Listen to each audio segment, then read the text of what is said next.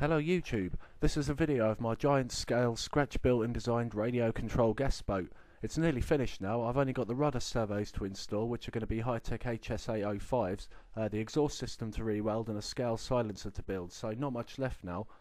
The hull is based around a marine modelling voodoo plan which has been massively scaled up, and I've redesigned the cockpit, air intakes and rear aerofoil. The boat measures 80 inches in length and 21 inches wide. It's built from a mix of birch ply, light ply and balsa with a skin of fine fiberglass. The hull strakes are actually moulded from solid fiberglass. It also looks like the cockpit is, but it isn't. It's actually wooden, made using the lost foam method, building up many layers of very fine plies. Driving the boat is a 39cc liquid cooled mini moto engine which I intend to modify in the future. It's taken 4 years to get this far now, and honestly, finishing this model is getting really personal now. Here we've got a 3/4 view of the rear of the boat.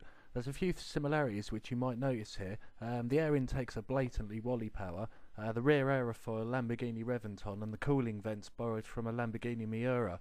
These are all design concepts that I really liked, so I decided that I wanted to try and incorporate them into the model. Here's the engine bay. This is an early picture when I was designing the engine mount. The engine delivers just over 6 horsepower in standard form. The exhaust system has had to be completely redesigned to fit. As the engine was designed to be fitted in a mini moto, designing and making the engine mount was actually the hardest part of the entire project. The only way that I could do this was to construct an exact cast of the clutch bell assembly from many compressed layers of fiberglass. The entire clutch bell assembly then fits exactly inside this. The whole assembly then threw bolts to the engine's crankcase.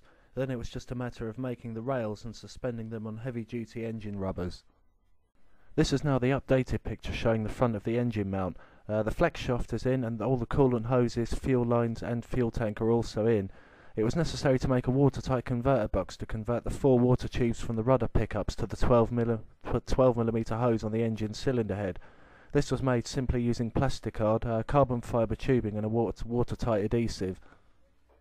This is the throttle servo in place. This was a minor headache as I had to dismantle part of the carb and make a new actuator arm to accept a ball joint fitting.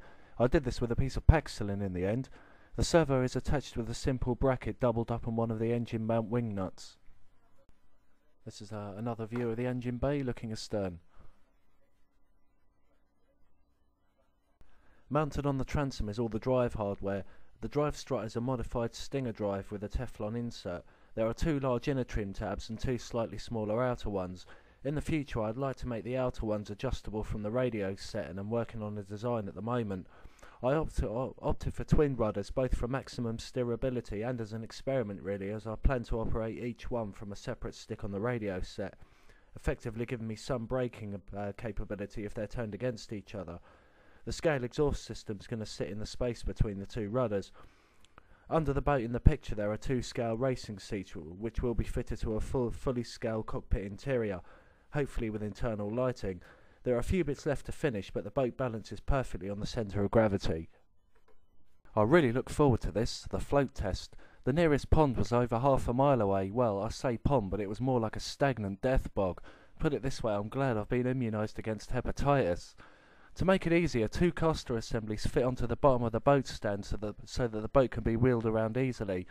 The casters were a little small getting out up there, so I'll probably replace these with wheels from a golf trolley.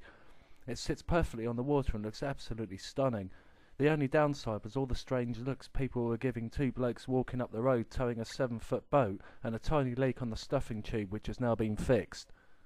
And finally, a bit about myself. I'm sorry if I sound hideously monotone in this video, but it is the first video that I've ever posted online, and you've guessed it, it was a reading from a script. I've always been in engineering in some form or another, and I love working with wood and fiberglass. I'm also a keen dance music DJ and have built and designed this for all of my kit. It just needs primer and paint now. It was interesting designing and building this as it had to be fully dismantleable as well, just so I could get it in the car and take it to gigs. Anyway, back to the boat. Doing all of this wasn't easy as I've had to solve a lot of problems as I've gone along, but fortunately everything seems to have worked out really well. I used to do a lot of modelling in my early teens but gave it up for a number of years, but I always promised myself that one day I would build my dream giant scale radio control model, so I got off my arse and did it. I can't wait to see the boat up and running, and if I get enough interest I'll happily post further updated videos of the progress, and all going well, the big launch day. For the eagle-eyed among you, you'll probably notice that the aerofoil isn't anywhere near the centre of gravity where it's supposed to be. That's because it's purely cosmetic.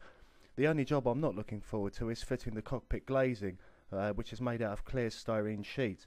It's in primer at the moment, and I'm undecided about what colour I'll paint it, but personally I think it'd look absolutely cracking in like a dark mustard yellow. Anyway, thanks for watching. Oops, sorry, the lost phone method. Here's the inside of the cockpit.